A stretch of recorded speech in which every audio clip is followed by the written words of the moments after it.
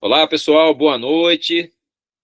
Bem-vindos mais uma vez para a nossa aula de específica de geografia, aula visando a prova discursiva do vestibular. Trouxe mais uma listinha de exercícios, conteúdos, provas e assuntos, especialmente, né, que podem ir seguindo aí mais ou menos a linguagem também que a UERJ gosta, né? Temas que são recorrentes nessa prova, nós estamos, né, treinando aqui bastante. Chegando à reta final de preparação, intensificando o nosso estudo, a lista de hoje traz mais alguns temas importantes para a gente trabalhar. Um leve resfriado aqui, uma garganta ardendo, mas nada que comprometa a nossa rotina, tá certo? Eu vou compartilhar a tela com vocês aqui.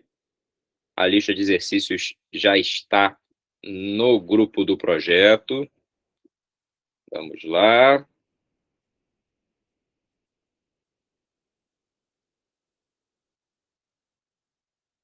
Lembrando que a nossa rotina agora, para essa reta final, vai mudar, né? A gente vai intensificar o número de encontros. Então, apertaremos aí o pé no acelerador para seguirmos em frente, tá certo?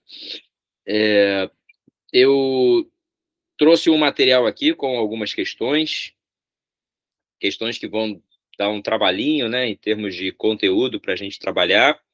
Embora aparentemente, né, os comandos, né, sejam simples, eu vou aproveitar para fazer um resumão, uma retrospectiva de conteúdos e aprofundar os temas, tá certo? Aproveito para deixá-las e deixá-los bastante à vontade para perguntarem a hora que vocês quiserem.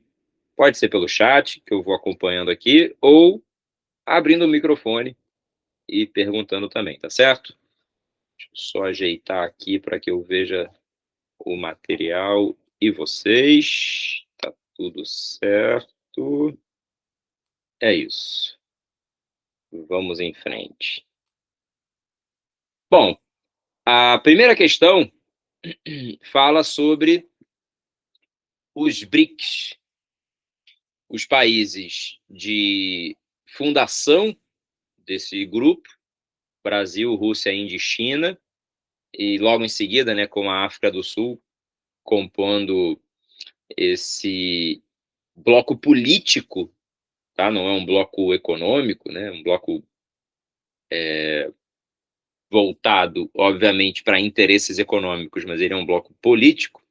E com a apresentação, está bem clarinho aqui, né, dos novos membros, os novos integrantes deste bloco que continua crescendo, né? Ele vem num processo aí significativo de expansão.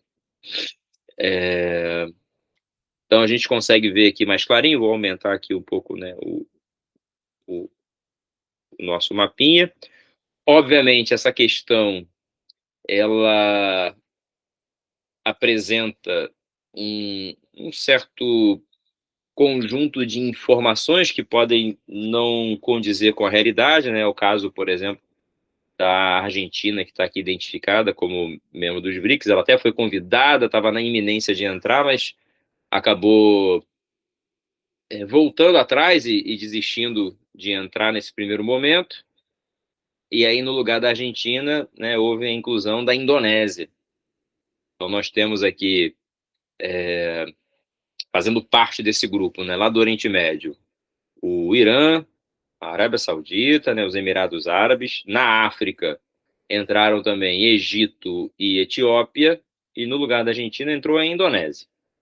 Mas é bem possível que num intervalo não muito distante aí de tempo, a Argentina venha compor esse grupo. E existem mais 28 candidatos, tá?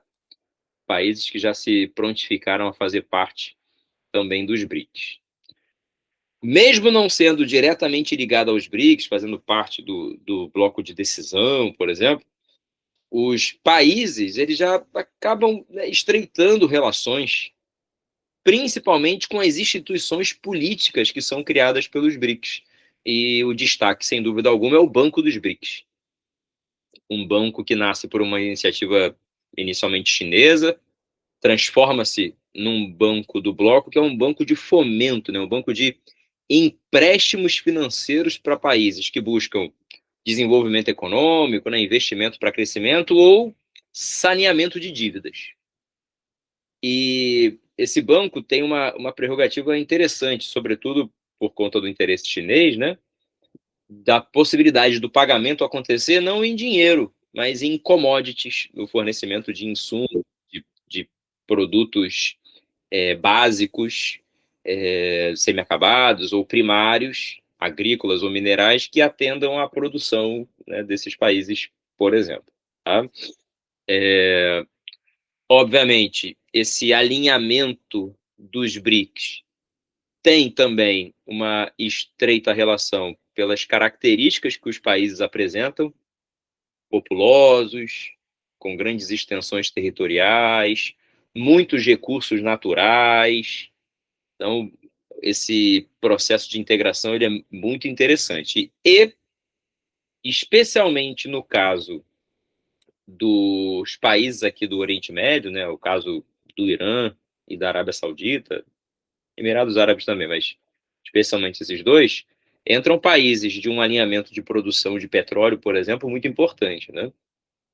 Não que outros aqui não tenham, claro que tem, mas esses em especial ganham uma notoriedade, um destaque, né, internacional por estarem entre os maiores produtores do planeta. O Egito e a Indonésia têm um quadro a mais. Ambos ficam localizados em rotas comerciais marítimas muito importantes. A mais importante de todas, né, que é o Estreito de Malaca, que fica na Indonésia, é uma passagem, né, de navios e é a mais movimentada do mundo. E, no caso do Egito aqui, o Canal de Suez, né, o famoso Canal de Suez. Então, são duas rotas de grande relevância para o cenário internacional. Pois bem, Sofia.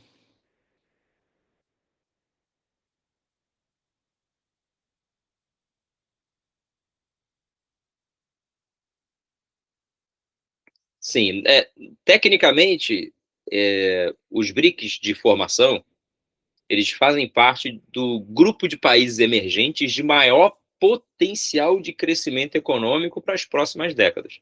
Isso já vem acontecendo desde a sua origem lá, né, por volta de 2009, 2010. Então, são os países de maior projeção. Isso vem, de fato, acontecendo, né? Esses países vêm numa escalada, né, de projeção internacional. Seja pela relevância do seu mercado, da produção, dos recursos existentes, da localização estratégica. Cada um ali vai apresentar um potencial diferente, né? São economias aquecidas, dinâmicas, e quando o alinhamento político favorece, né, facilita-se ainda mais esse processo de expansão.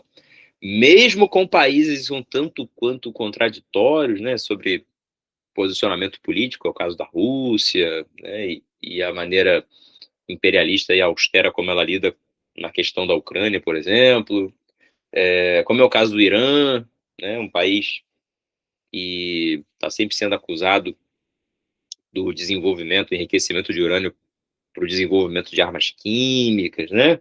É, muito associado a grupos terroristas como o Hamas, por exemplo.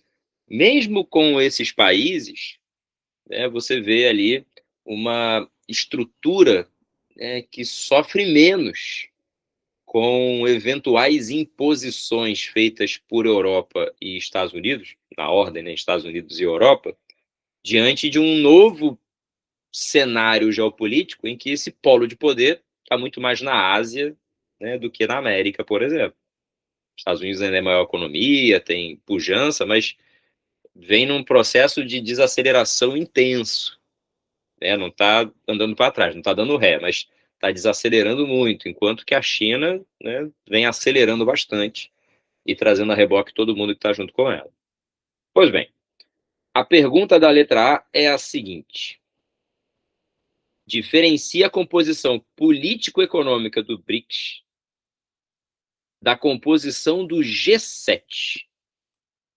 Aí ele fala lá, grupo dos 7 países mais industrializados do mundo, né, mais ricos e poderosos e democráticos, né, parte da classificação, né, leva isso em consideração, considerando os membros, né, de cada um desses blocos. Então, primeira coisa, né?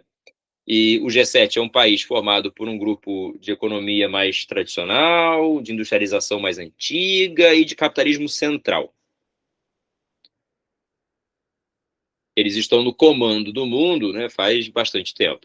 Já os BRICS, eles são formados por países de industrialização tardia, alguns, inclusive, atualmente não industrializados, né, o caso da Etiópia, por exemplo, mais atrasados, mas de economias emergentes.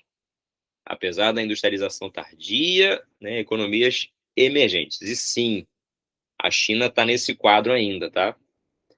Ela é muito rica, tem crescimento econômico, mas desenvolvimento exige uma análise um pouco mais complexa.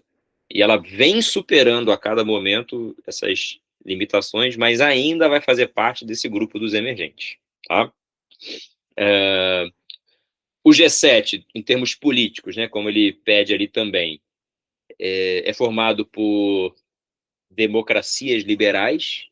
Afinal, o grupo de países que o compõe, né, Estados Unidos, Inglaterra, França, né, entre outros, eles fazem parte de um capitalismo, né, mais ocidentalizado, né, de base cristã, e aí, de certo modo, isso consolida uma visão mais aceita e imposta historicamente, né, no planeta, diferente do que acontece com os BRICS, em que o perfil político é mais heterogêneo.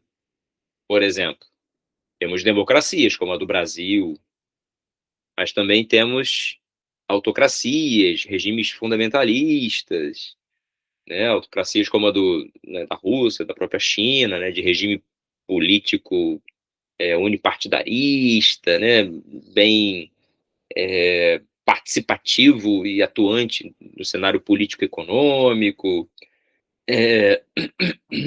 lideranças fundamentalistas, né, nesses novos países que estão ingressando no bloco, com aspectos também culturais mais conflituosos com os valores ocidentais, né, cristãos, que estão diretamente ligados aos direitos humanos que nós conhecemos. Tá? Então, basicamente, nessa letra A, teria que falar dessas duas características.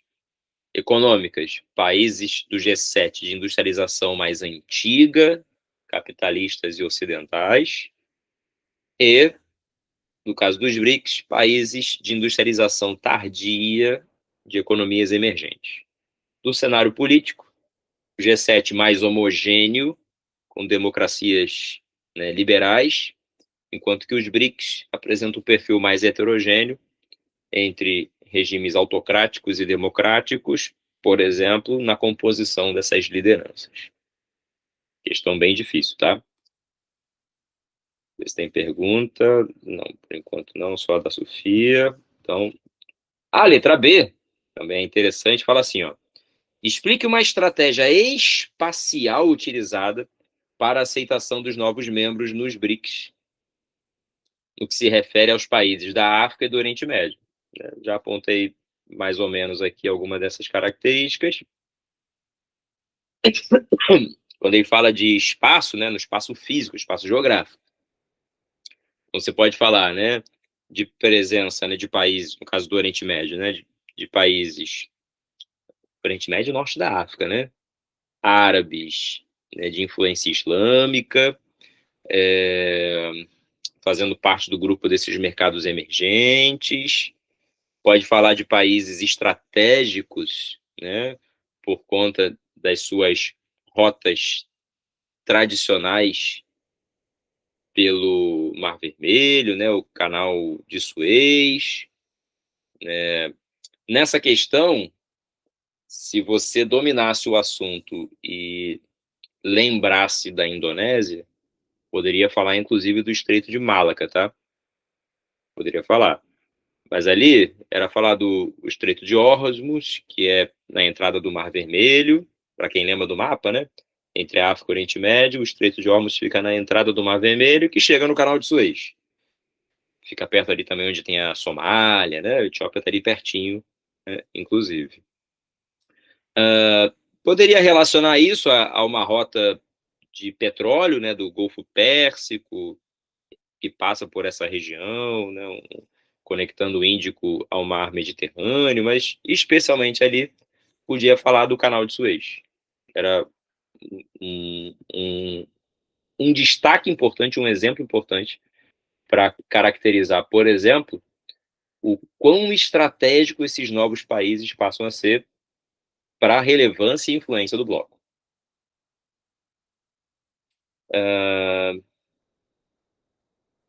Sim, vou repetir, Beatriz. Miguel, acho que eu acabei de responder, né? A questão do petróleo também poderia entrar no caso do Oriente Médio, né? Por serem países produtores de petróleo, Irã, né, Arábia Saudita, estarem entre os maiores produtores, certamente o recurso é um fator relevante também. Beatriz, o quadro econômico é simples, tá? Os países do G7, eles representam países de industrialização mais antiga, né, mais tradicional e de forte influência capitalista, né? Já o grupo dos BRICS, países de industrialização tardia e economias emergentes. O G7 faz parte das economias centrais e nós das emergentes. A palavra central, gente, ela significa centralidade, né? É a reunião de características que garantem para aquele centro um poder de decisão e de influência muito grande. Isso está se perdendo, por exemplo, com o crescimento dos BRICS, tá? Isso já está acontecendo. Questão bem legal, viu? Bem interessante.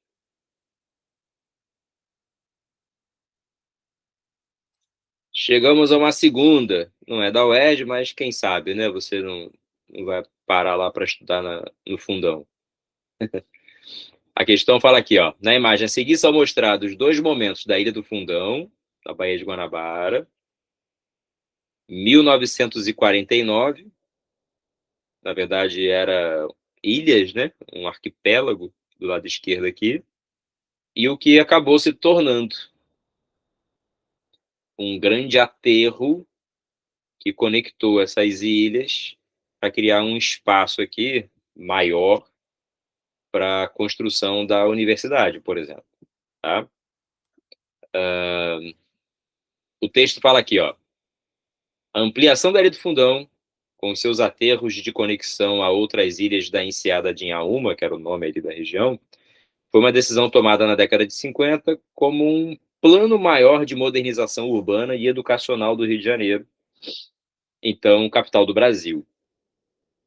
Todavia, tal projeto, que visava dar nova funcionalidade urbana ao leste da cidade, gerou externalidades negativas muito grandes no equilíbrio ecológico da Baía de Guanabara e do seu entorno metropolitano.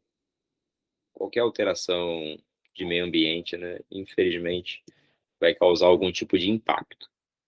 Aí a questão pergunta assim, ó,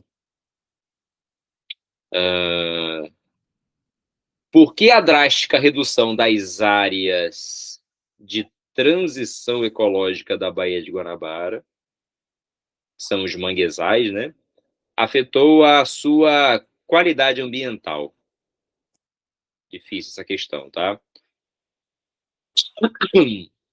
Os mangues, eles são ecossistemas que ficam na transição entre a água salgada e a água doce, geralmente ali, né, às margens de rios, nas baías, representando um espaço extremamente rico em espécies, em nutrientes e em abrigo, principalmente para essas espécies, né, que, é claro, acabam tendo ali uma espécie de grande berçário marinho. Essa talvez seja a principal função: abrigo, alimento, né, proteção nessas regiões de transição. Muitos animais, né, variados, peixes, moluscos, crustáceos, eles se abrigam, se alimentam na região. essas espécies, inclusive a cobertura vegetal, né, ela tem uma capacidade, né, de filtrar a água, que escoa do continente, né, direto à Baía ou próprio oceano. Ou seja, é um ambiente que, preservado, é muito rico. Infelizmente, os mangues eles trazem uma característica negativa para um processo de urbanização mais moderno, né, que é o mau cheiro, resultado de uma matéria orgânica muito concentrada, né, nesses lugares, em decomposição, né, exatamente uma concentração de espécies muito variada, né, que coloca em risco quem ocupa aquela região. E, é claro, como nós valorizamos muito a linha de costa, ocupamos muito o litoral, valorizamos muito o litoral, o mangue acaba sendo uma cobertura vegetal muito devastada. O litoral brasileiro inteiro, né, tem uma degradação muito grande com relação aos manguezais. As restingas também, mas especialmente os manguezais. Tá? Então, o que a gente tem que, nessa questão, destacar? As intervenções dos manguezais com os aterros e a remoção dessa cobertura vegetal acaba por comprometer sensivelmente a biodiversidade. E, nesse caso ali, você acaba criando, né, um ambiente que, por conta da intensa urbanização, acaba também aumentando a concentração, né, de resíduos, de partículas poluentes industriais ou de rejeitos domésticos, que levam a um processo de degradação ainda mais acelerado dessas águas, né, ainda mais acelerado. Para a galera aí da área da saúde, né, da biomédica, né, a gente fala de eutrofização, por exemplo, que é uma concentração de matéria orgânica muito intensa na água, que acaba criando uma proliferação muito grande de algas, né, de micro-organismos, que consomem o oxigênio e acabam comprometendo a possibilidade de vida naquele lugar. Né? Então, nesse caso, o aterro ele acaba sendo um material que vai dificultar o escoamento das águas do continente em direção à Bahia, por exemplo, comprometendo as correntes, né, que existem ali naquela região. São correntes estuarinas, que a gente chama, né, no estuário, que é a foz do rio. Você dificulta a saída dessas águas, né, e essa retenção acaba aumentando o assoreamento da Bahia. Tem muita informação, né? A água, no seu fluxo de corrente normal, ele carrega sedimentos naturais ou jogados por nós, tá? Se eu diminuo a velocidade desse fluxo de água, essa água tem menos energia para o transporte de sedimentos. O que vai acontecer com esse material fragmentado que está na água? Ele vai lá para o fundo, vai começar a se acumular, e o nome desse processo de acumulação de sedimentos chama-se assoreamento. Não é necessariamente resíduo, tá? Lixo, por exemplo, mas é lixo também, tá? O assoreamento pode ser tanto de elementos naturais, como também, né, de material residual antrópico. Peraí que tem pergunta aqui.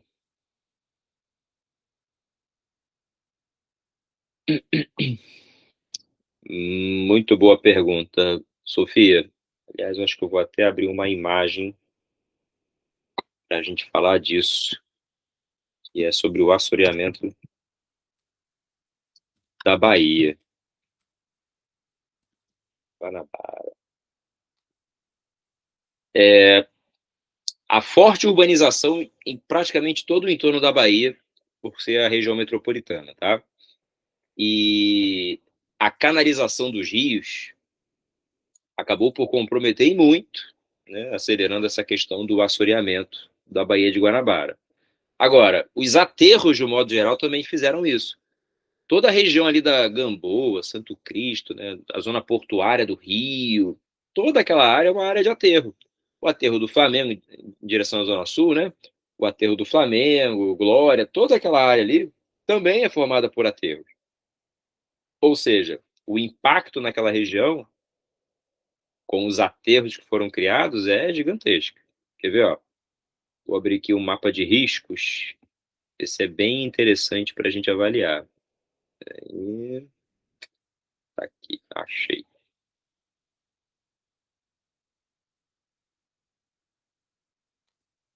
Você vai abrir aqui rapidinho.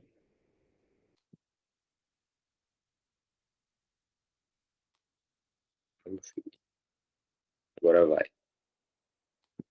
Vou colocar a imagem aqui que vai facilitar a nossa vida.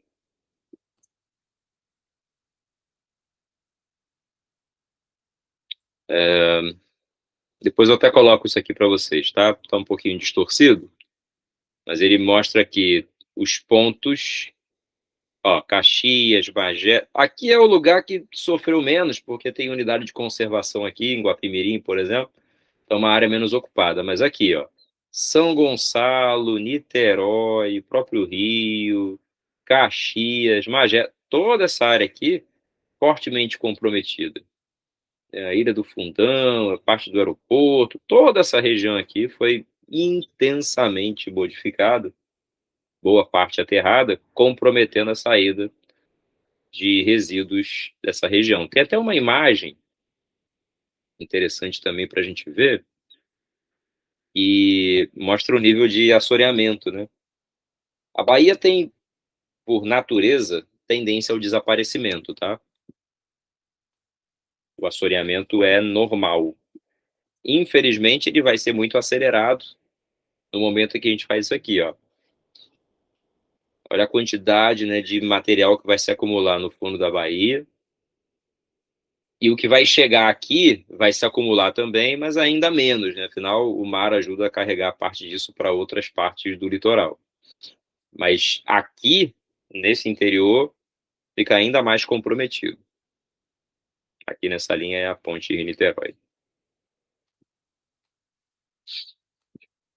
Existem projetos, né, de dragagem para despoluição da Bahia. Daria para fazer se quisesse, tá? Mas não é um negócio barato, nem é simples, afinal, é necessário modificar toda a parte urbanística da região metropolitana, que é a mais populosa, né, do nosso estado aqui, então é difícil você conseguir reverter isso de uma forma muito rápida. Então, vamos devagarinho aqui, no caso da letra A, porque a drástica redução das áreas de transição ecológica da Bahia, né, os manguezais, afetou a sua qualidade ambiental. Então, se deve explicar, que a remoção dessa vegetação e, por consequência, né, os aterros dessas áreas reduzem os fluxos, né, das águas que escoam em direção à Bahia, aumentando o assoreamento, tanto da Bahia quanto dos rios que estão no seu entorno. Aí a pergunta da B é: como os aterros contribuem para o aumento do assoreamento da Bahia? Mais fácil ainda, né?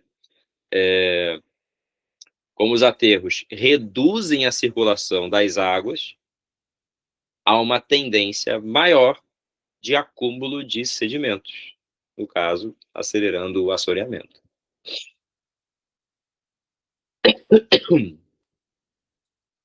No caso da A, podia falar, tá? A perda da biodiversidade, né, da eutrofização da água, como eu expliquei, né? Então, tudo isso poderia ser apresentado.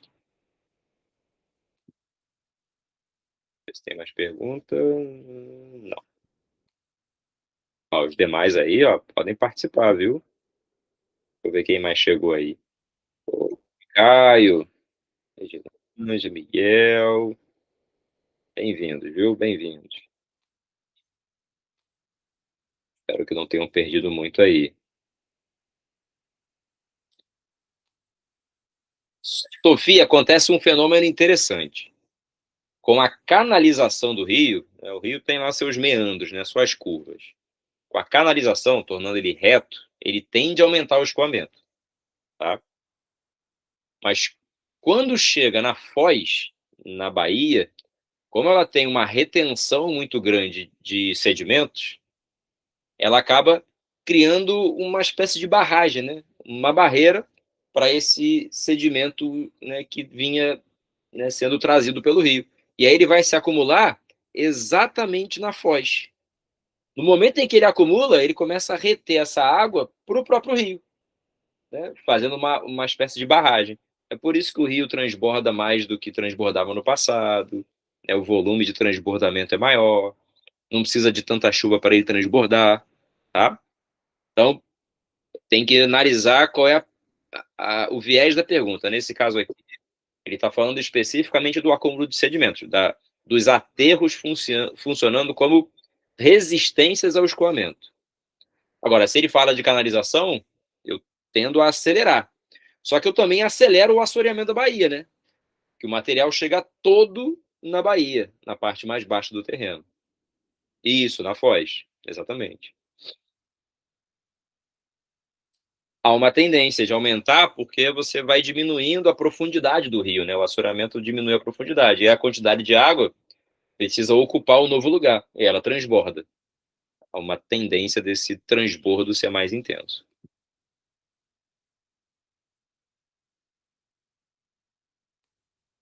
Questão número 3. Vamos dar um passeio na Austrália. A questão fala o seguinte, ó. Considere o texto e o cartograma apresentado. É um mapa dos climas no território australiano, mostrando, né, uma área gigantesca, árida, um grande deserto, né, o Outback ali, o deserto Victoria e tal. Mas em compensação, bem aqui, ó, nas bordas, eu tenho tipos climáticos bem variados, como o tropical, o temperado, o mediterrâneo, né? Alguns desses, como é o caso do tropical, por exemplo, bastante chuvosos, bem numa faixa litorânea. Aí a pergunta é a seguinte: a paisagem climática australiana demonstra de forma inequívoca a força geoambiental na organização do território. Mares moldam bordas vivas e desertos moldam corações vazios. O que essa linguagem poética quer falar, né? Da influência da maritimidade exatamente na linha de costa, que faz com que essa região, inclusive, seja extremamente populosa, né? Enquanto que o interior, o coração vazio, né, significa a parte do interior em que você praticamente não tem ocupação populacional em razão do grande deserto existente nesse lugar. Tá? É nesse sentido. Aí a pergunta é a seguinte: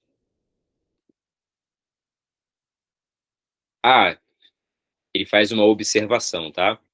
A paisagem climática da Austrália é um exemplo clássico da influência da maritimidade e da continentalidade em escala continental, que refletem uma tensão geográfica entre o litoral e o interior, configurando um espaço onde as bordas são úmidas e mais habitáveis, enquanto o centro é seco, isolado e inóspito.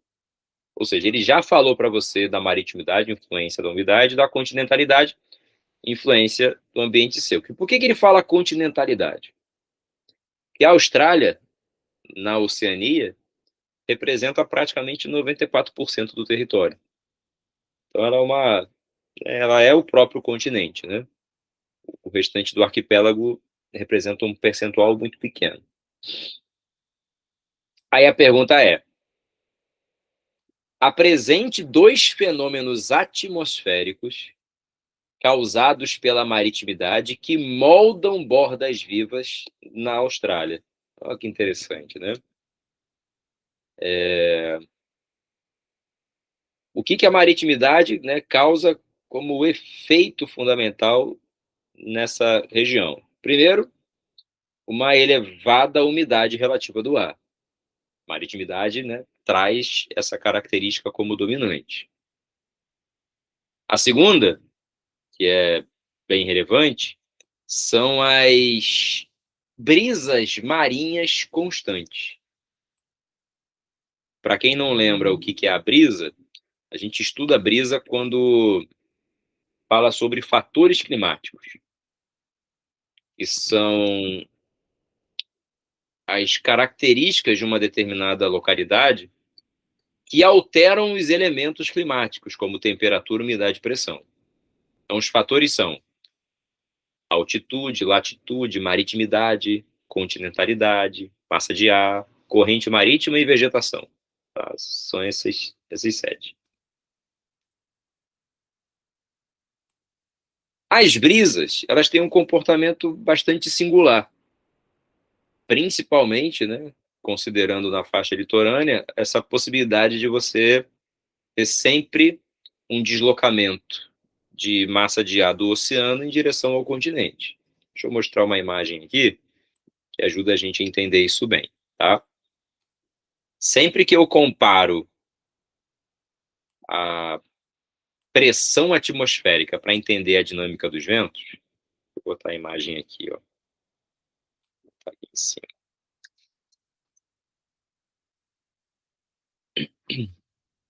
Eu preciso sempre associar que a temperatura mais baixa, ela provoca uma alta pressão atmosférica, enquanto que a temperatura mais alta, ela provoca uma baixa pressão atmosférica. E o que vai promover essa diferença no litoral? É basicamente a temperatura da superfície, dos materiais que formam o solo, né, as rochas, a estrutura geológica, e a água.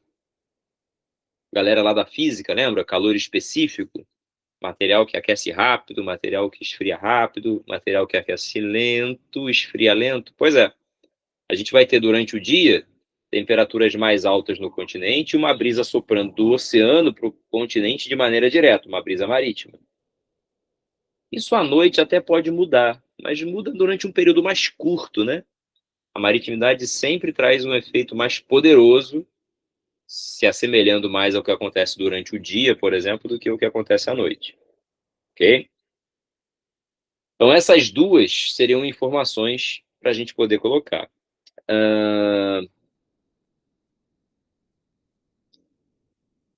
Peraí, eu não entendi a sua segunda pergunta, mas deixa eu ver a primeira. Como a altitude... Ah, sim, muito bom. Sim, o relevo pode funcionar como uma barreira que impede a passagem de uma massa úmida, por exemplo. Uma massa de ar. Tem montanha, inclusive, que é intransponível para essas massas. É o caso das grandes cadeias de montanhas do planeta. Tá? Himalaia, os Andes. Agora, no caso aqui da segunda pergunta, a amplitude térmica, que é a variação entre a maior e a menor, ela vai ser sempre maior nos lugares em que a continentalidade for mais relevante.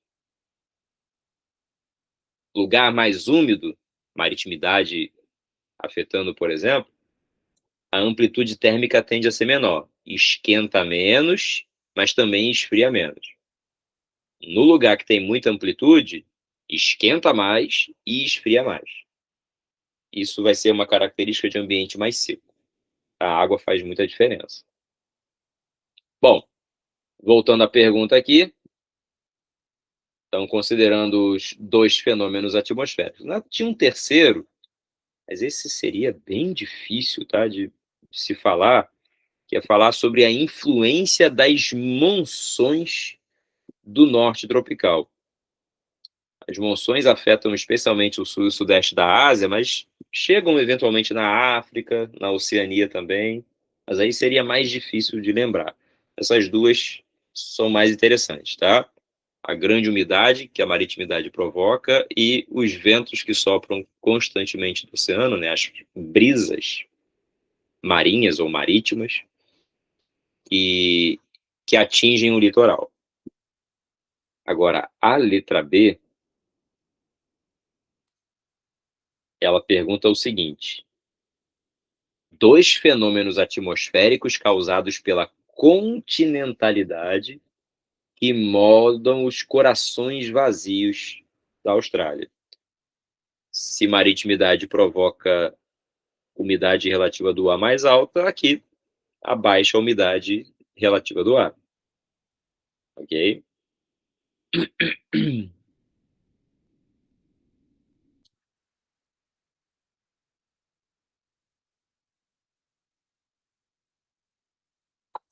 No gabarito estendido, dava para falar de maior amplitude térmica, tá? Também dava. Tempestades de areia, né, que também é um outro fenômeno atmosférico. Agora, se você olhar para o mapa aqui, tá vendo essa linha que passa aqui, ó, que é o Trópico de Capricórnio? Pois é. Se vocês lembram da nossa aula sobre clima, existem algumas regiões do planeta que são faixas de alta e de baixa pressão atmosférica. Os trópicos, tanto de Câncer quanto de Capricórnio, representam faixas de alta pressão. Significa dizer que elas estão localizadas em regiões que são dispersoras de ventos, né, que empurram ventos para outros lugares, notadamente zonas de baixa pressão. Se eu fizer um passeio pelo planeta, eu vou ver claramente que os grandes desertos do mundo estão localizados em faixas de alta pressão atmosférica.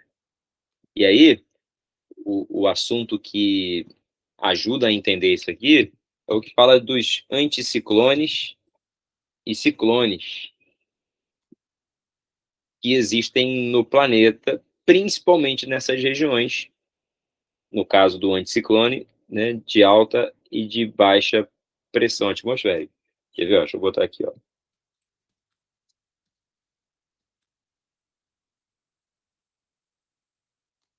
Dinâmica das massas de ar.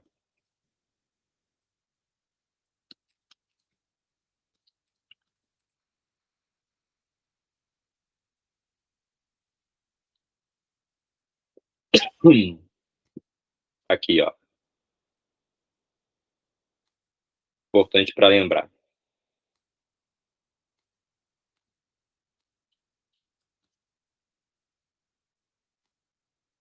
Vendo aqui, ó. Todo lugar de baixa pressão, que é mais quente, né, tem temperatura maior, vai formar uma baixa pressão atmosférica, como se fosse um aspirador, né?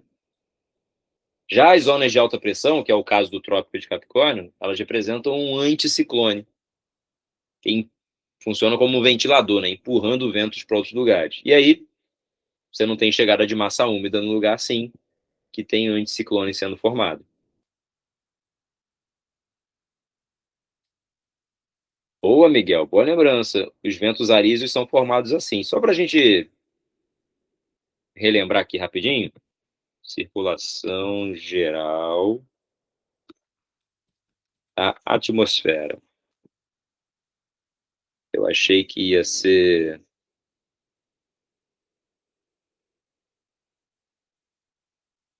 Vou pegar uma imagem boa aqui. Até o Enem cobrou isso recentemente, colocou uma questão. Se tivesse um mapa.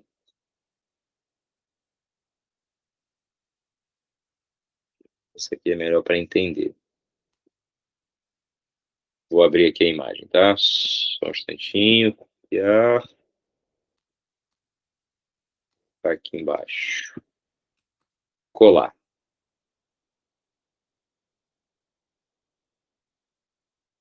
Acabou não saindo a linha aqui, ó. Vou dar uma outra, peraí. Pronto. Essa tá melhor. É uma imagem simplificada, tem umas mais complexas, mas essa fica melhor para a gente visualizar. Tá aqui, ó. A Austrália tá aqui. Trópico de Capricórnio. Se eu vier na África, eu tenho o deserto do Kalahari. Se eu vier para a América, eu tenho o Atacama. Aqui em cima eu tenho Gobi, deserto da Arábia, Saara, deserto da Califórnia. Tá todo mundo aqui, tá? Nas faixas de pressão. E esses ventos aqui, ó, que convergem para o Equador, que tem uma baixa pressão, são os ventos alísios, tá? Esses aqui são os alísios, que convergem para o Equador.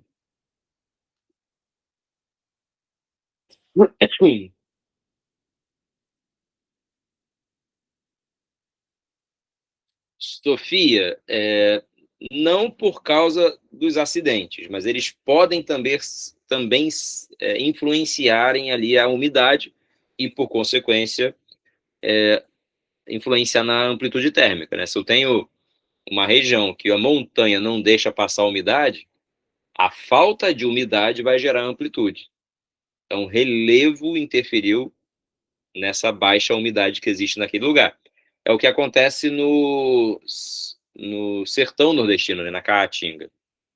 O Planalto da Borborema, ele tira parte da umidade das massas que circulam para lá e acaba tornando aquele espaço um espaço mais seco e com grande variação de temperatura. Não sei se alguém aqui conhece o sertão nordestino, mas faz muito calor durante o dia, mas também faz muito frio no período noturno, né?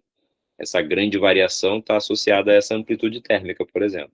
Não precisa ir longe, não. Você vai para o centro-oeste no inverno, a gente percebe isso também. Nem precisa ir tão longe, pode ir só para o interior de Minas, já vai começar a perceber isso também.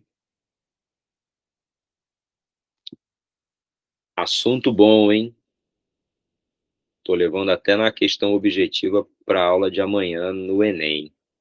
Conto com vocês lá. Materialzinho bacana, inédito para a aula de amanhã. Seguinte. A questão aqui fala sobre o Ártico. O Ártico, né, ele fica localizado, obviamente, né, no extremo norte do planeta, mas ele, curiosamente, vai apresentar uma característica mais singular, embora seja uma área muito próxima, né, da Europa, da Ásia, da própria América do Norte aqui. Como essa região ela tem o gelo, né, do Ártico, sempre foi uma região que limitou muito, né, o nível de exploração, sempre foi um ambiente muito hostil, de difícil ocupação, apesar de ser intensamente disputado. Além disso, ele não tem uma massa de terra, né, como acontece no Polo Sul com a Antártida, né? Esse gelo está na água. A questão fala o seguinte: o Ártico, região situada ao norte, né, a partir da latitude de 66 graus, ele abrange cerca de 21 milhões de quilômetros quadrados, sendo 65% desse total composto pelo Oceano Ártico. Obviamente, o restante fica aqui, ó, nas bordas da Groenlândia, do Canadá, do Alasca, da Sibéria, né, da porção setentrional da Europa, e assim vai. Aí a questão fala: estima-se que aproximadamente 4 milhões de pessoas habitem essa região que hoje, né, está se tornando o epicentro de uma crise climática e política global. Nas terras emersas, ou seja, nas massas continentais que ficam nessa faixa aqui, encontram-se grandes extensões de permafrost, solos congelados, e grandes reservatórios de água doce, além de recursos naturais com potencial de exploração. De toda a água que a gente tem no planeta, a maior parte dela, doce, né, ela está nas geleiras, uma parte expressiva, inclusive. Aí a pergunta é, quer dizer, pergunta não, tem assim, ó, já o oceano glacial, há grandes jazidas de petróleo e gás, além do potencial para exploração de pesca, navegação, né, nessa região aqui.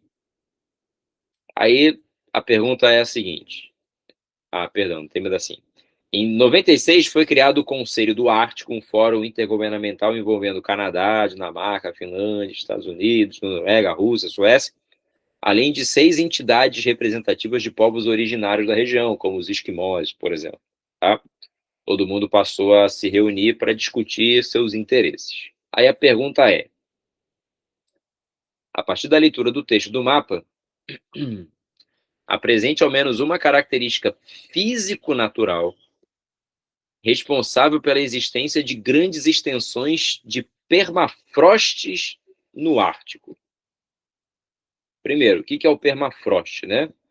É um solo extremamente úmido E por conta das baixas temperaturas, com essa umidade que ficou retida nesse solo, tendo essa água, uma água congelada, esse solo também se transforma num solo congelado, tá? O que condiciona isso, né? A grande umidade e a baixa temperatura que mantém esse solo permanentemente congelado. Primeira parte da resposta, facinha, né? O permafrost tem esse nome porque as temperaturas são baixas e a umidade, né, existente ali mantém esse solo congelado por conta dessas baixas temperaturas. Nada demais. Agora, a segunda fala o seguinte, ó. Indique o principal impacto do descongelamento desses solos, dos solos, tá? Para as mudanças climáticas globais.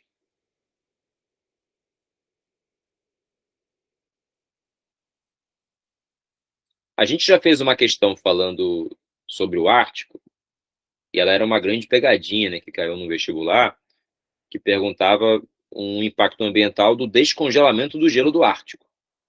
E aí, né, as pessoas falavam em aumento do nível do mar e não era a resposta, né, porque esse gelo já estava na água, né, sobre o Oceano Ártico, por exemplo. Tá? Agora, do solo, né, que ele está tratando aqui, o assunto também não é o aumento do nível do mar. Olha que interessante. Ah, Miguel, essa é uma preocupação também, tá? Mas o, o principal impacto que ele está tratando aqui, né, que é ambiental, um, um impacto dessas mudanças climáticas, ele fala no texto, é a liberação de gás metano, que está retido nesse subsolo durante milhões de anos, exatamente porque o gelo recobriu esse solo, impedindo a passagem desses gases. Não é à toa que o gás natural é um produto muito explorado nessas regiões, em virtude da grande concentração deles no subsolo. E aí a gente precisa lembrar que o gás metano, em comparação ao gás carbônico, por exemplo, tem um potencial absurdamente maior de retenção de calor, né? Estima-se que quase 30 vezes mais. Ou seja, uma concentração menor de gás metano vai fazer mais estrago até se a gente for fazer uma comparação com um grande vilão, que é o dióxido de carbono, por exemplo. Tá? Então, o principal impacto do descongelamento é a liberação de gás metano retido no subsolo, né, durante muito tempo, e inevitável vão contribuir para o aquecimento global, intensificando as mudanças climáticas.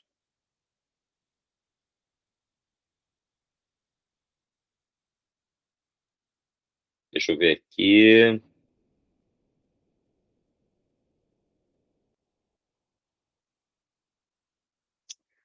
Ah, muito bom, Sofia.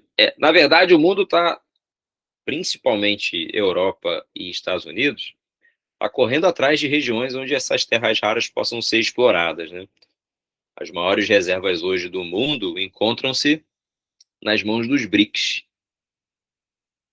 País que tem a maior reserva e produção de terras raras. China, quase 40%.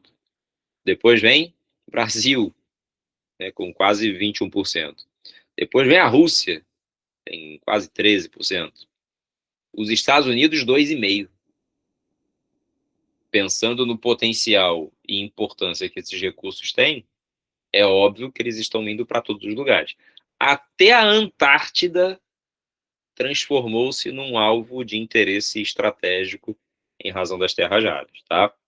Mas na região, Sofia, ainda é, é muito embrionário, né, essa informação sobre a disponibilidade dos recursos, perdão, e em que regiões isso pode ser explorado. Afinal, no caso do hemisfério norte, essas terras, embora pouco povoadas, elas têm soberania, né? A Groenlândia faz parte do reino da Dinamarca, por exemplo. Hum,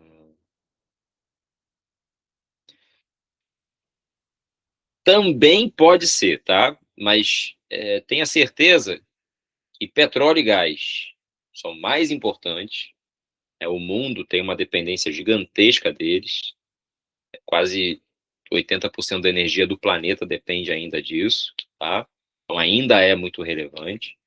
E as rotas marítimas, rotas comerciais, pensa nessa imagem aqui.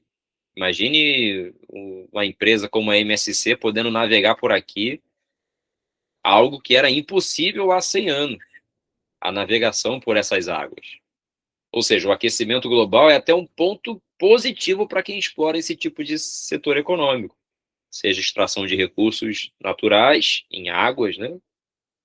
Petróleo, por exemplo, ou a rota de transporte.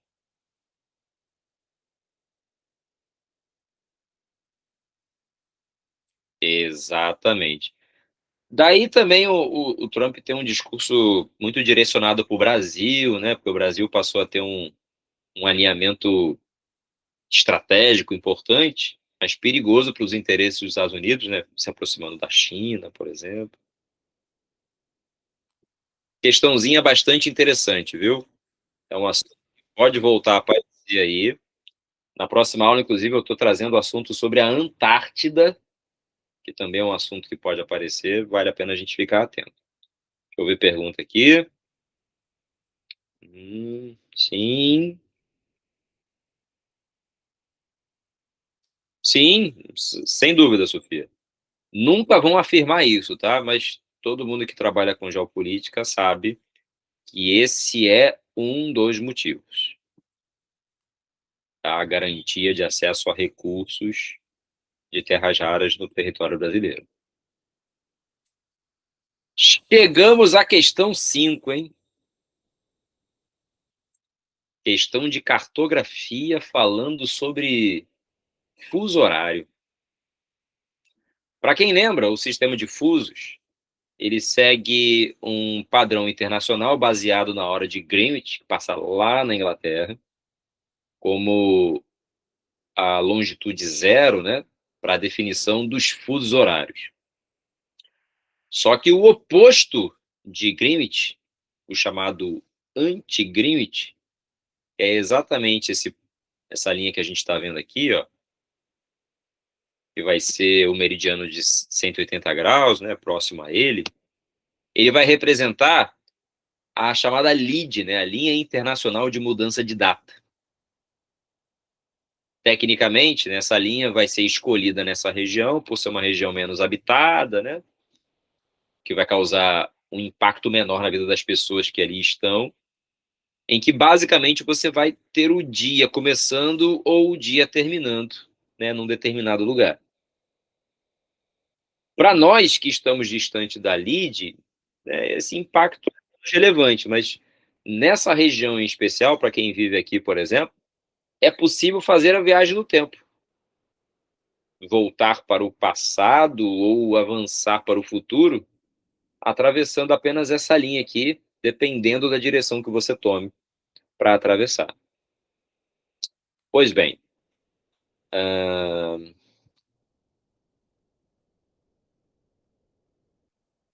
claro, agora, vou mostrar uma imagem, inclusive, que vai facilitar. A, a circunferência da Terra, ela apresenta 360 graus, né? Uma volta completa, 360 graus. E no seu próprio eixo, o movimento de rotação faz isso em 24 horas, aproximadamente. Então, o sistema de fusos, ele basicamente dividiu o planeta assim. Tá dando para ver a imagem aí? Tem mais aqui para ficar melhor. Vamos lá. Se eu pegar 360 e dividir por 24 horas, 360 horas, eu vou ter a cada hora um intervalo de 15 graus de fusos horários. Então, cada intervalinho desse aqui que você está vendo, ele vai representar um intervalo de 15 graus e de 1 hora para o fuso horário. Então, por exemplo, vou pegar o caso brasileiro aqui, tá? Nós, no Brasil, temos 4 fusos, né? Estamos aqui no -2, -3, -4 e o -5. O Rio de Janeiro, por exemplo, está aqui, ó, no -3. Por que -3, Felipe? Lembra que a gente falou que o meridiano de Greenwich, que é o 0, passa aqui, ó? Greenwich é onde o observatório, que fica lá em Londres, é o nome do bairro, né, que fica no subúrbio de Londres. Greenwich, passa aqui. Então, em relação a Greenwich, nós estamos a -3. Então, não importa qual seja o horário lá. Aqui são 3 horas a menos. Se eu for para o Acre, por exemplo, que está no -5, em relação a Greenwich, -5. Mas cuidado, é em relação sempre a Greenwich, tá? Por isso esse -1, -2, -3, até o -12. A mesma coisa vai acontecer se eu estiver a leste de Greenwich. Vou somar horas. Agora, qualquer ponto do planeta que esteja a leste do teu ponto de referência vai estar sempre somando horas. E qualquer ponto a oeste, subtraindo. O que muda, aí é que vem o detalhe importante, é quando eu passo aqui, ó, na linha internacional de mudança de data. Tá vendo a minha setinha aqui, ó? Essa mesma linha que tá aqui, tá? Ela tá aparecendo dos dois lados. Não são duas linhas, não, tá? Ela aparece só dos dois lados para facilitar o entendimento. É exatamente essa linha que tá aqui, ó. Ok? O que você tem que decorar? A parte, né, que é relevante. Sempre que você for, não importa de qual ponto você esteja, tá? Eu vou botar de Greenwich só para facilitar o entendimento. Se você estiver aqui e for para o leste, você obrigatoriamente vai somar horas. Então, vamos pegar um exemplo, tá? Eu estou no Rio de Janeiro e agora são 8 horas. Tá? Vamos arredondar aqui, 20 horas. E eu quero ir para o Japão. Mas vou tomar esse sentido aqui, tá? Vou em direção ao leste. O Japão, que está aqui, ó, tá no +9. Só que ele é +9 de Greenwich, né? De nós aqui, vai ser o 3 que a gente tem para chegar a Greenwich, mais os 9 para chegar no Japão, tá? Então, no caso, são 12 horas. É por isso que a gente diz que o Japão está do outro lado do mundo. Quando aqui é meio-dia, lá é meia-noite. E aqui, quando é 8 da noite, lá no Japão, quem está olhando o relógio está vendo o horário... Em que horário?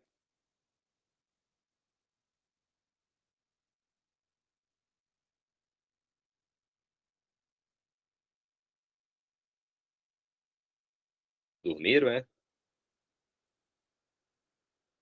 Gente, vai ter sempre uma diferença de 12 horas, tá? Se aqui é 8 da noite, lá vai ser 8 da manhã. Se aqui é meia-noite, lá é meio-dia. E assim vai. Bom, muito bom. Agora, se eu for para o lado oposto, tá? Se eu for para o oeste, não importa de que ponto, eu vou subtrair horas. Vai pegar um exemplo. São 8 horas aqui no Rio. Eu quero ir lá para... Vamos lá. Para Nova York. Tá aqui, ó. No +5. Ok? Ou +5. No -5, perdão. Se aqui são 8 horas, se eu vou para cá 7, se eu vou para cá 6 horas, tá? Lá 18 horas. 20 horas aqui, 18 horas lá. Só que se eu atravessar a lide, aí que vem o problema. Pro lado que eu somo horas, se eu atravessar a lide, eu vou precisar diminuir um dia, porque o dia começa aqui. Se eu for para o oeste, subtraindo horas e atravessar a lide, eu preciso somar dias, porque eu estou avançando no tempo. Essa imagem que você está vendo aqui é como se fosse esse mapa retangular, fechado como se fosse um cilindro e apresentado do outro lado. Então, esse ponto A que você está vendo aqui, ó, tá vendo o Alasca aqui como referência? Esse ponto A, na verdade, esse ponto A está aqui, ó. Deixa eu botar aqui um ponto A de referência só, tá? Deixa eu aumentar aqui para ficar mais fácil de ver.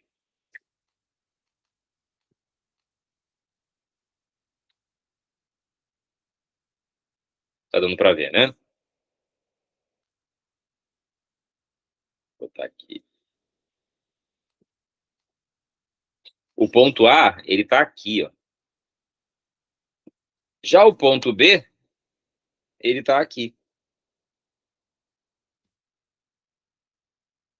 Quando eu pego junto lá do outro lado e apresento para você, o que eu vejo é isso aqui, ó. Ok? Aí a pergunta é: ao longo do meridiano de 180 do Oceano Índico, quanto seria a mudança de data? Quando for meio-dia em Greenwich, será meia-noite na Lide, e vice-versa. Considere-se que na localidade B, na B, tá? Sejam 11 horas de domingo. 11 horas, domingo. Isso está em B. Ok? No dia 22 de julho. Esse é o horário, né, o dia em B.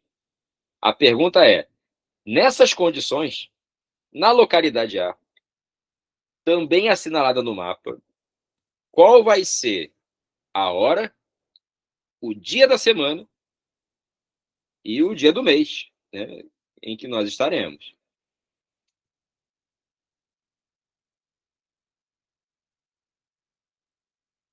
E aí, como é que eu faço essa conta? Não é tão difícil, tá? Se eu quero saber qual é o horário em A, tecnicamente o dia, né, em B, começou primeiro do que em A. Nasceu aqui o dia, o movimento de rotação da Terra está acontecendo, e o dia está começando primeiro lá na Austrália, depois no Japão, depois na China, depois na Europa, depois aqui no Brasil, para depois chegar no Alasca.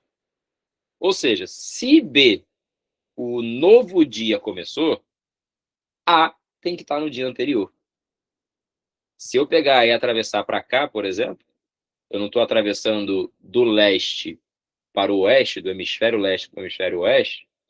Quando eu faço isso, eu preciso voltar no tempo.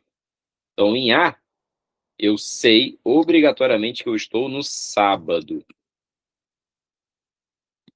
Se eu voltei no tempo, o dia é 21 de julho, ok?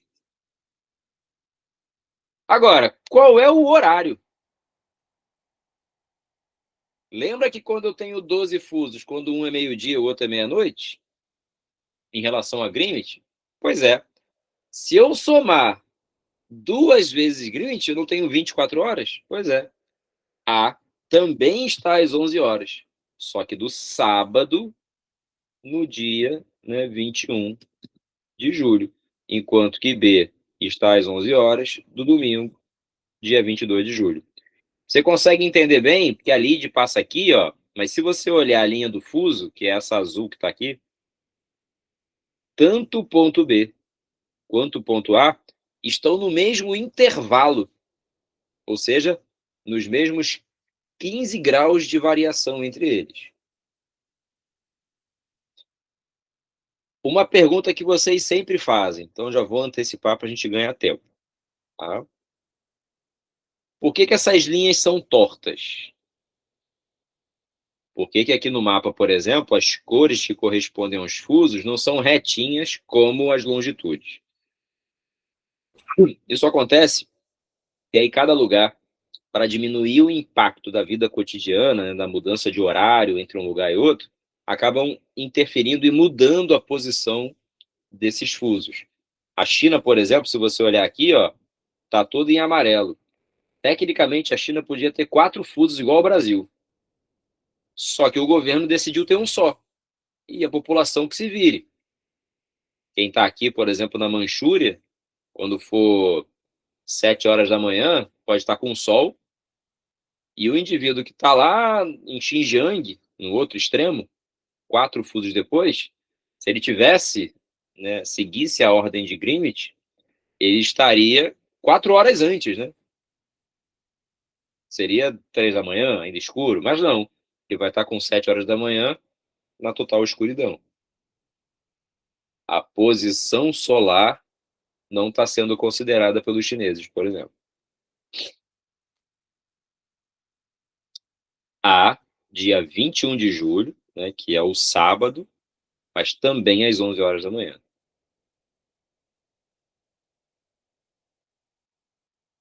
O meu sonho é fazer uma viagem que existe aqui nessa região, sai da Nova Zelândia, tá? E vem para um conjunto de ilhas aqui, né, em Kiribati. É uma festa de Réveillon. Você pega um cruzeiro, comemora a festa de Ano Novo aqui, aí o navio zarpa e vem para cá. E aí você comemora de novo o Ano Novo.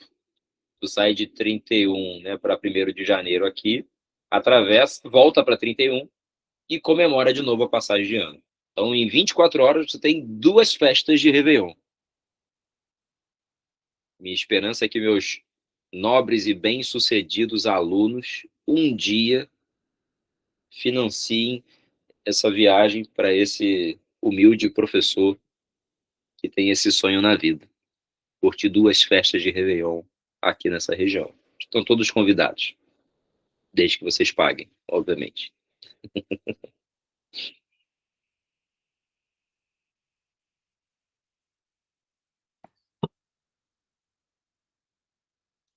Próxima questão. Volta para a geopolítica, que geografia física assusta a maioria, né? Infelizmente, na prova específica cai muito, tá? De meio ambiente, a parte de geografia física. Vamos lá. Europa sem fronteiras. O espaço Schengen. Esse é o nome. Em 1985, 5 Estados-membros da União Europeia decidiram suprimir os controles das suas fronteiras. Assim nasceu o espaço Schengen. Num continente onde anteriormente as nações derramavam sangue para defender seus territórios, hoje as fronteiras só existem nos mapas. Todos os anos os europeus fazem mais de bilhões de viagens, 1,25 milhões de viagens.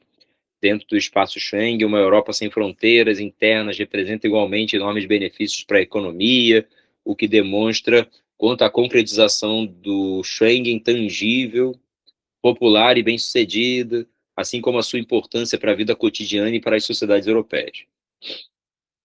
Suprimir as fronteiras, garantir a segurança e criar um clima de confiança demorou muitos anos após 2 guerras mundiais devastadoras.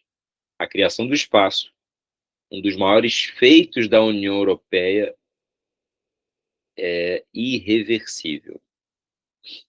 Atualmente, a livre circulação torna a Europa mais pequena, menor, né? O texto aqui é europeu, e contribui para a sua união.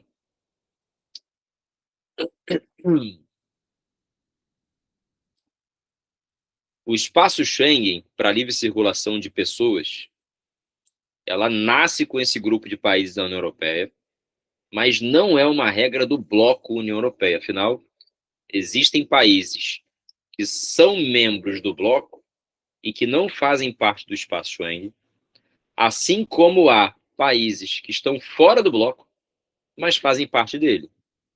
É o caso da Suíça, por exemplo. A Suíça está no espaço Schengen de livre circulação, mas nunca fez parte da União Europeia, tá? Se eu tirar a Rússia, porção europeia, a Europa inteira cabe dentro do Brasil. Então, a gente consegue entender como que essa circulação ela é relevante para facilitar a troca de populações, comércio e principalmente força de trabalho, tá? Isso também é um ponto relevante.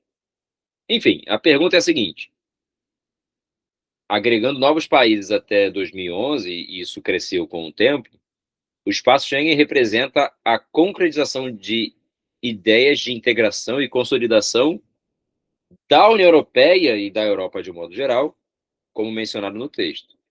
Cite 2 benefícios que o espaço Schengen trouxe para a economia desse bloco.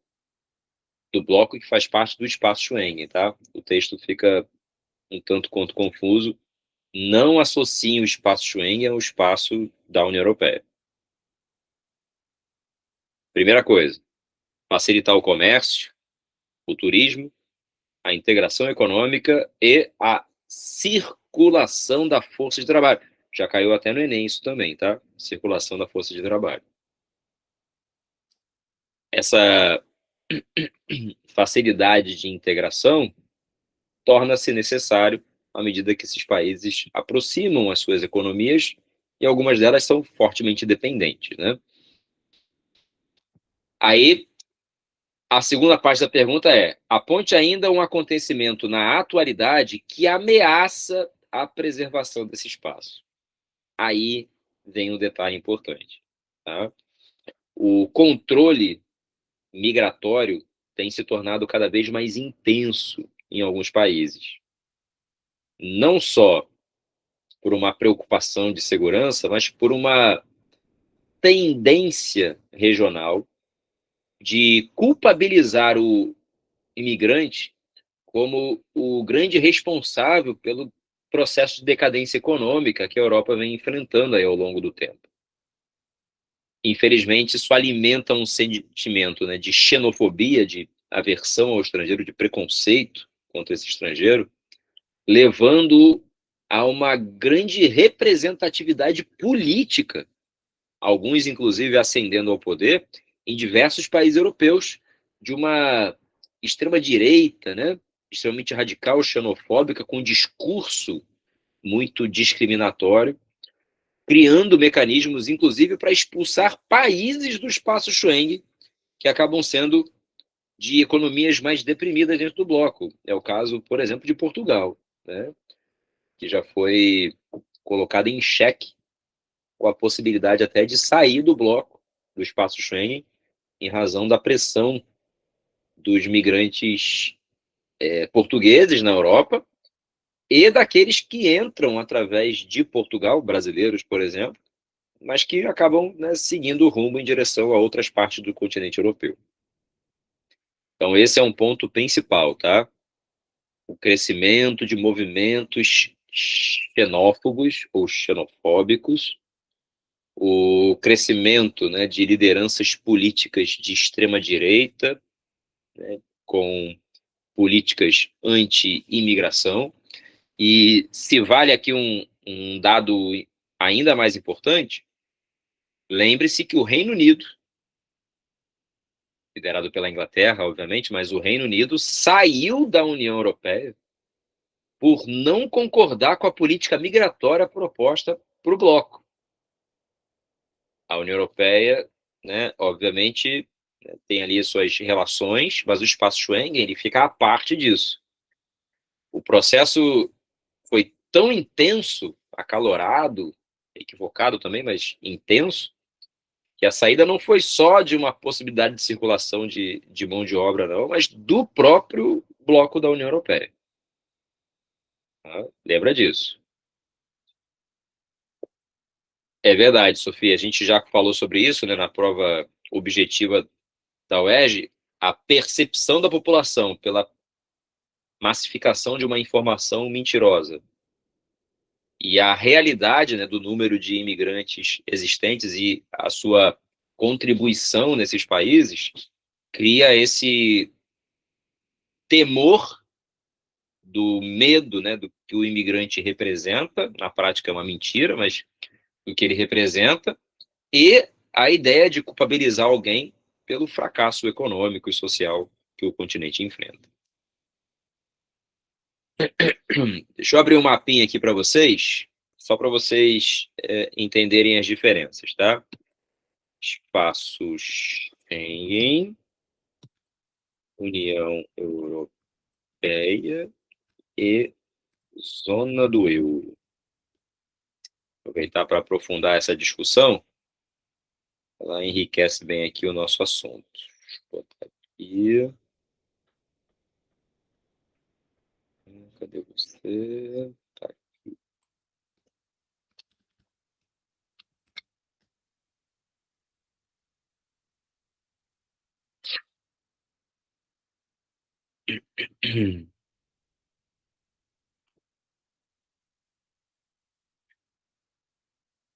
Vamos lá. Não consegui achar o mapa rápido aqui, vou usar esse aqui mesmo. Ele é bom, mas não é o melhor.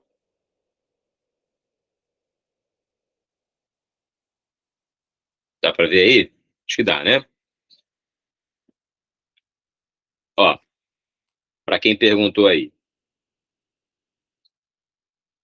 o azul escuro, o azul mediano, tá? São os grupos da União Europeia e fora dela que fazem parte do espaço Schengen. E aí, para quem perguntou, a Turquia não está aqui, tá? Países que podem, né, integrar, podem aumentar a sua participação. É o azul clarinho, né? Então existem aqui alguns candidatos. Países da União Europeia candidatos ao espaço Schengen. Né? Não é tão significativo, né? Você tem as ilhas aqui e tal, Chipre. E países da União Europeia, né, mas que não é membro do espaço Schengen. É o caso da Irlanda aqui, por exemplo. Ou seja, o espaço Schengen envolve a imensa maioria dos países do bloco, mas não só países do bloco e nem todos os países do bloco. Tá? Lembra disso. Vou ver lá se tem mais pergunta.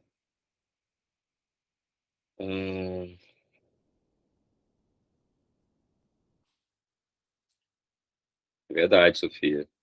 O fim do bem-estar social, né, a crise do modelo capitalista antigo, né, que sustentou artificialmente essas economias, faliu para o neoliberalismo, né? E isso acabou,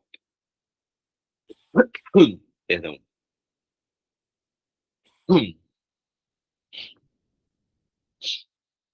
acabou por comprometer muito a percepção da população que viveu uma prosperidade no pós-guerra que infelizmente hoje já não se aplica mais. Países com custo de vida altíssimo, com salários cada vez mais baixos, com corte de benefícios sociais, né? A gente viu a própria Inglaterra sendo um dos países pioneiros desse capitalismo central a promoverem essa mudança, né? Na época da Margaret Thatcher, a Dama de Ferro, né, Iron Maiden, ela e o Reagan nos Estados Unidos iniciaram essa corrida neoliberal e comprometeram muito o patrimônio público, né, dos seus países, privatizando quase tudo.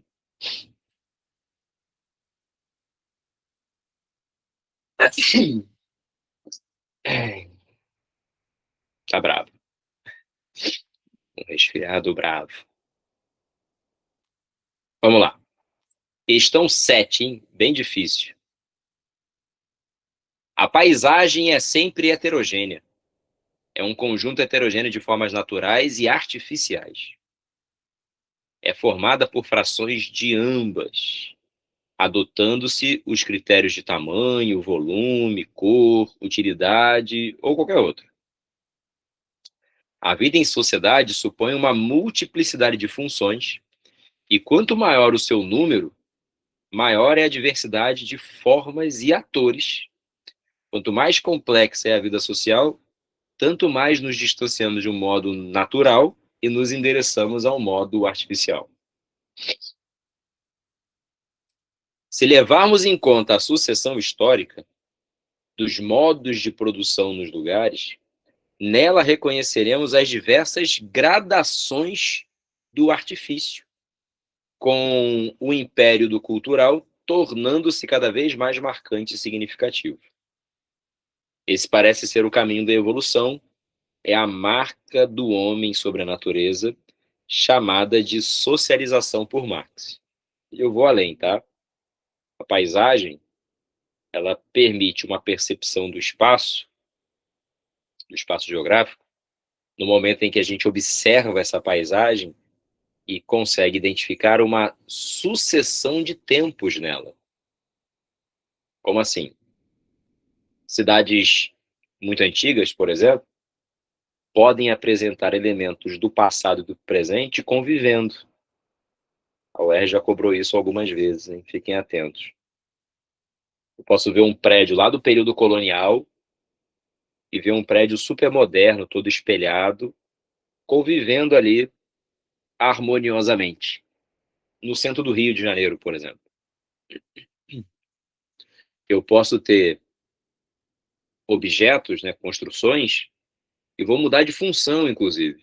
A última vez que caiu na UERJ, mostrava uma foto do centro da cidade, os arcos da Lapa, né, o bondinho passando, e ao fundo o prédio moderno da Petrobras, a catedral, o próprio arco, que já foi um aqueduto, hoje funciona como uma estrutura para a passagem dos trilhos do bondinho.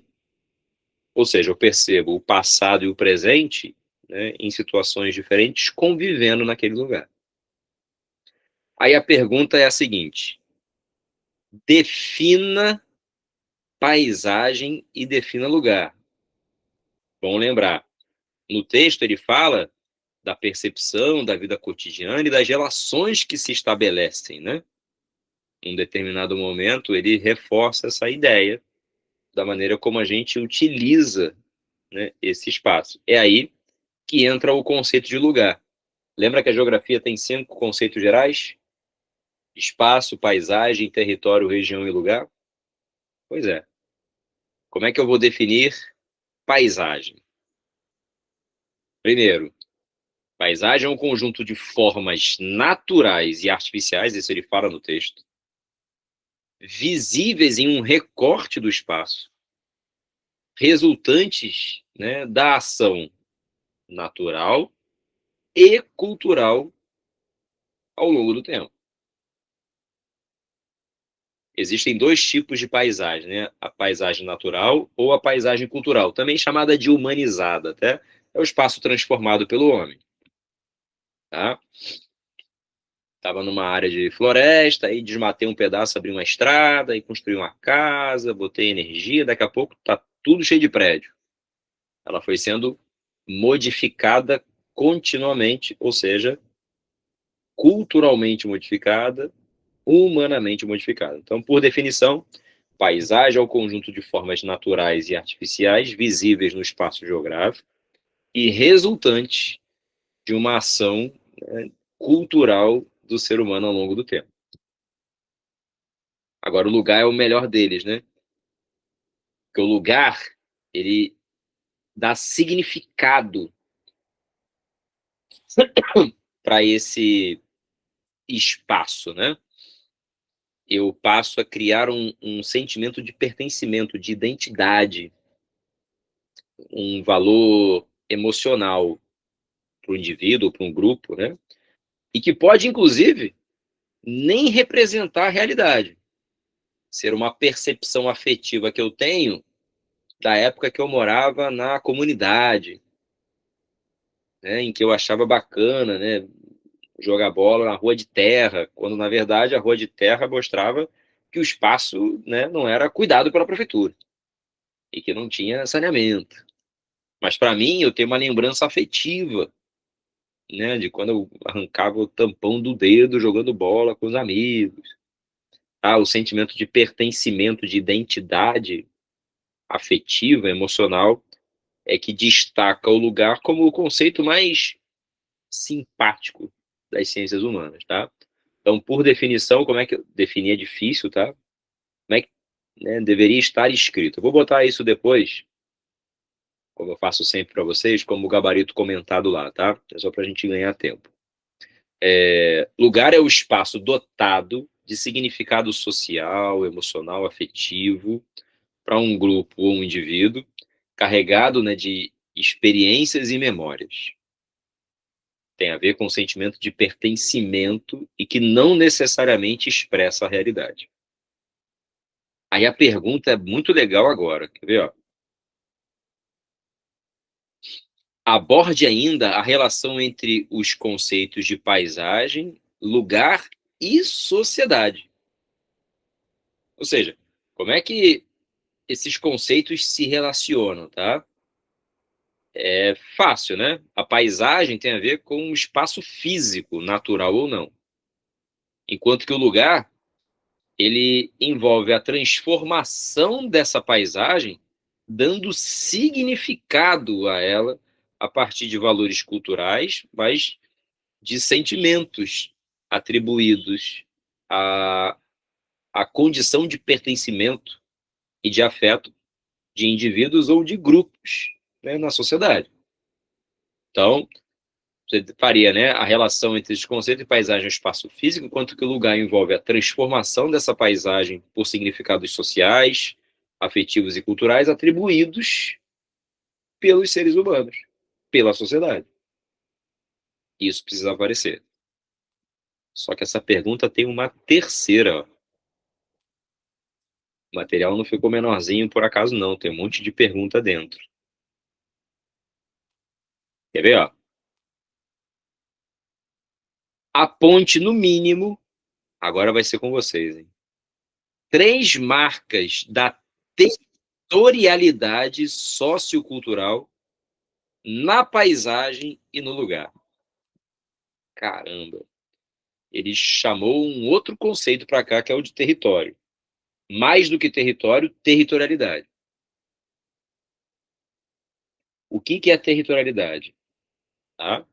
O conceito de território é um conceito de poder, de controle, de uma área delimitada do espaço onde se exerce poder, ocupa-se, né, o território. O território brasileiro tem uma fronteira e é soberano, porque dentro desse território, né, existe um governo reconhecido internacionalmente. Na comunidade X, um grupo criminoso tomou o controle do lugar, botou um monte de barricada e armados controlam os serviços que são oferecidos para a população. Expulsaram a população do Minha Casa Minha Vida. Forçam o grupo a comprar, né, o gás natural, o gatunete desse grupo. E o Estado mesmo não consegue, né, tirá-los de lá. É uma forma de territorialização. Aquele grupo exerce poder naquele território. Como é que eu vejo marcas da territorialidade na paisagem e no lugar? A forma como se usa o solo, né, e a própria ocupação urbana, os serviços ou também os símbolos culturais, né, monumentos, praças, igrejas, e a maneira como se distribui os equipamentos de infraestrutura da cidade. Né, local que tem saneamento, local que tem asfalto, local que tem sinal de internet, lugar que tem policiamento e lugar que de repente não tem. Tá? Então a gente pode ver, né, a diferenciação também do espaço dependendo da quantidade de objetos instalados, públicos ou privados, tá? De objetos instalados que atendem ou não a população, que protegem ou não a população, que dão referência ou não à população. Quando numa comunidade o Estado perde o controle do território, na verdade, quem exerce o poder é o grupo dominante. Mesmo que seja numa pequena área, é o grupo dominante, é o grupo criminoso. Tá? Muito bom, Miguel. Poderia ser também organização criminosa? Sim, ela entra nessa representatividade, né? a ocupação de um grupo criminoso no território. Exatamente. Sim, Sofia. Perdão. Por definição, paisagem é um recorte do espaço em que eu observo elementos naturais ou não. Não é só visual, tá? É observar, perceber, né? Envolvem outros sentidos também. Mas é aquilo que eu vejo, tá? Então, uma área totalmente devastada é uma paisagem. Uma cidade, vários prédios, também é uma paisagem. Tá? Se você olhar pela tua janela, de repente você vê um monte de prédio, paisagem. Tu olha pela janela, vê um monte de árvore, paisagem. Prédios e árvores, paisagem. O que muda é o grau de transformação, tá? Não tem prédio nenhum, mas também não tem mais árvore nenhuma, virou um pasto, paisagem.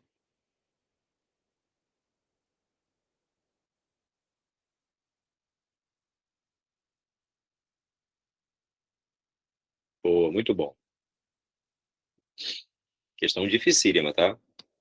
Uma questão como essa aqui teria uma taxa de acerto baixíssima. Muito difícil.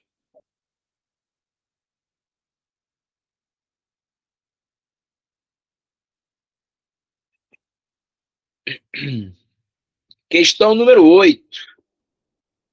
Assunto também que a UERJ adora. Transporte e energia. No caso aqui, transporte, tá? O texto 1 fala assim, ó. A situação atual do sistema de transporte brasileiro. O sistema de transporte é muito importante para o crescimento da economia do país, né? Sem esse sistema, os produtos não chegam aos seus consumidores, as indústrias não têm acesso às matérias-primas e também não têm como escoar sua produção.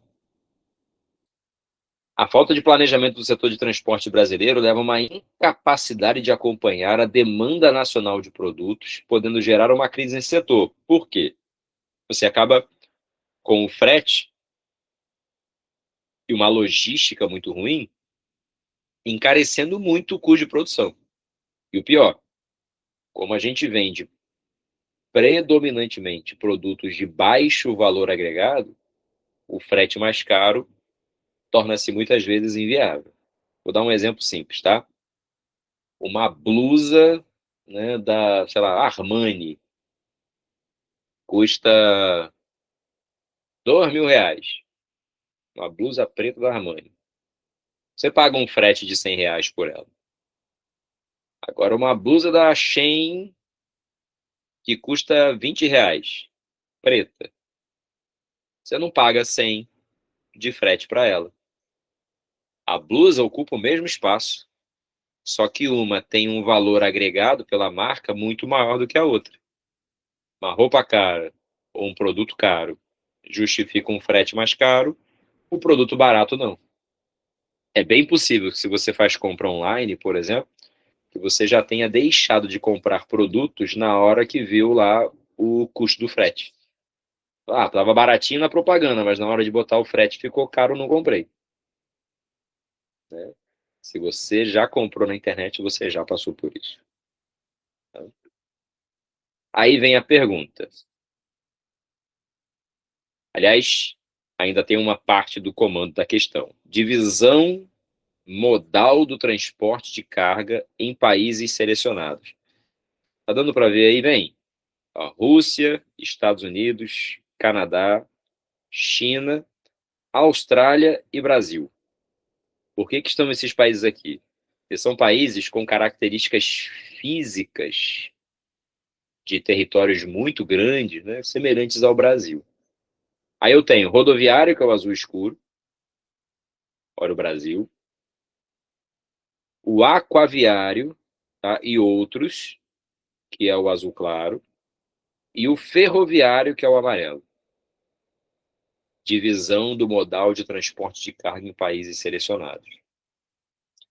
Sempre que um modal é escolhido, né, ele deve ser escolhido levando em consideração inúmeros fatores. A urgência da entrega, a distância a ser percorrida, o valor agregado do produto, né, se é um produto mais caro ou mais barato, Se existem limitações físicas, né, impostas pelo território, não tem rio, ou congela, ou está longe do litoral, ou tem um relevo montanhoso, né? E também, é claro, o custo de manutenção. É uma infinidade de variáveis. Entre os transportes principais estão aéreo, ferroviário, rodoviário, dutoviário e hidroviário. Então, a questão faz um agrupamento aqui, tá?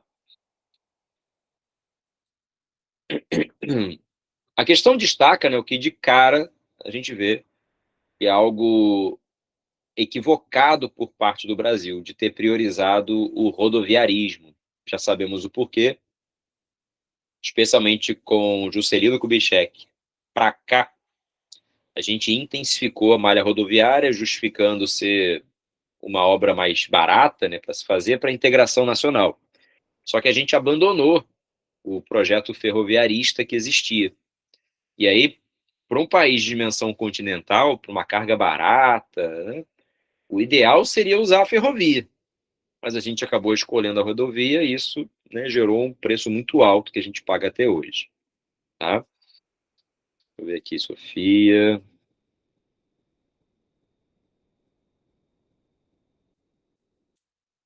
Bom, já respondo a sua questão, Sofia, só para não perder aqui o fio da meada da pergunta. A letra A fala assim, ó, analisando os textos 1 e 2, o texto que a gente leu e o gráfico, verifica-se que o Brasil apresenta a maior participação do modal rodoviário no transporte de cargas. Aí a pergunta é, perdão, apresente duas implicações desse sistema modal. Perceba, ele não faz juízo de valor aqui, tá? Se são implicações positivas ou negativas, tá? Mas a gente deve botar, né, o custo elevado, a menor capacidade de carga, a uma infraestrutura que depende de muita manutenção, do custo alto do combustível, já que caminhões, de um modo geral, né, acabam priorizando o diesel para o transporte de carga. A necessidade de renovação de frota, isso também é um problema, né? Além de até considerar aqui a maior vulnerabilidade, né, para acidentes, já que você precisa de uma quantidade maior de veículos circulando por estradas, né, que são precárias ou insuficientes, né? Então, até isso serviria nessa letra A para responder. Agora, a letra B, eu quero que vocês fiquem atentos, que a pergunta é a seguinte, ó. Dos três sistemas modais apresentados no texto, rodoviário, aquaviário e outros, e ferroviário, indique o sistema modal com maior capacidade de custo-benefício e que abranja todo o território nacional. Justifique, considerando o gráfico. O que aqui, né, tem maior capacidade de custo-benefício, hein?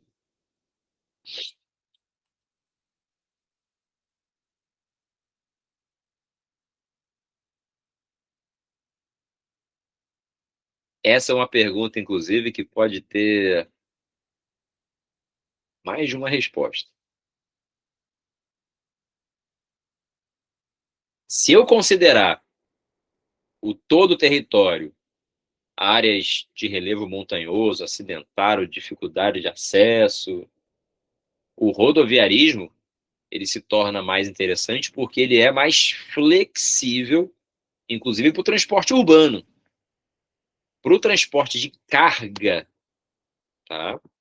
De carga, o ferroviário, né, para longas distâncias é espetacular. Mas para o transporte de carga intra-urbano, o rodoviarismo ganha de lavada, tanto é que ele tem mais mobilidade na cidade, pelo tamanho dos caminhões, né, e tudo mais. Agora, se eu for considerar o rodoviarismo, é muito em razão da flexibilidade desse modal frente aos demais. Ele se adapta para pequena distância, para média, para longa, para terreno íngreme, né? Você consegue, né, no trânsito, no congestionamento das cidades. Agora, para o transporte de carga em longas distâncias, eu poderia citar o sistema ferroviário. Mas nunca eu poderia citar o aquaviário, porque ele fala de todo o território. No litoral e nas bacias que são navegáveis, ele é fantástico. Mas tem lugar que não tem bacia. Dá para ir para tua casa, por exemplo, de hidrovia? Não dá, né? Você tem uma limitação imposta pela natureza. Então, o único que não poderia entrar nunca aqui, que é o mais barato de todos eles, né, é o aquaviário. Mas o ferroviário para longas distâncias, transporte de cargas de grande volume, e o rodoviário, esse sim, né, como a grande resposta, por ele ser mais flexível, ele consegue se adaptar a essas condições. Isso foi a justificativa usada, né, pelo JK, à época em que sucateou a ferrovia, priorizando o transporte rodoviário. Agora deixa eu ir no chat.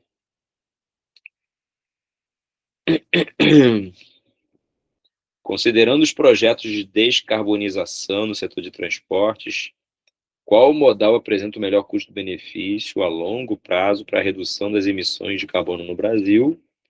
E quais seriam os investimentos necessários para otimizar esse modal? Pois é, o que a gente aprendeu é que não há nenhum sistema exclusivo que possa ser útil para atender o transporte de cargas no país. O ideal é uma integração entre os modais, lembra? A chamada intermodalidade. A gente já falou disso em outras aulas. Aproveitar a hidrovia onde ela está, aproveitar a ferrovia onde é melhor, aproveitar a rodovia, né, onde também é melhor, e assim vai. Tutovia, né, enfim. Mas principalmente criar um sistema de integração entre esses modais, aproveitando o maior potencial existente em cada lugar. Agora, como esse projeto, né, vai ser de longuíssimo prazo, né, de descarbonização, da busca por combustíveis alternativos, a eletrificação de veículos, né, que é uma tendência natural, não há dúvida que o rodoviarismo, até pela evolução tecnológica já existente, será o de mais fácil adaptação, né, será o mais flexível, o de melhor custo-benefício também. Já temos carros elétricos, já temos caminhões elétricos, temos veículos movidos a biodiesel, né, a etanol, a biogás, algo que é muito difícil em outros modais, né, de você conseguir adaptar. Então, respondendo a sua questão, talvez o rodoviarismo evolua, como já vem acontecendo, mais rapidamente nesse sentido. Mas, a meu ver, vai acontecer como no mundo, tá? Representar ali um percentual até relativamente pequeno dos modais todos existentes, talvez nas áreas urbanas eles serem dominantes, né? Como já parcialmente acontece, né? Em São Paulo você tem ônibus elétrico, aqui no Rio as iniciativas são mais pontuais, mas São Paulo tem, né? Veículo elétrico, então ônibus, né? Circulando a eletricidade. Os trens, né, são elétricos nas áreas urbanas, por exemplo, então isso é um ponto positivo já também, mas o rodoviarismo, respondendo a sua questão, se adaptaria melhor, certamente.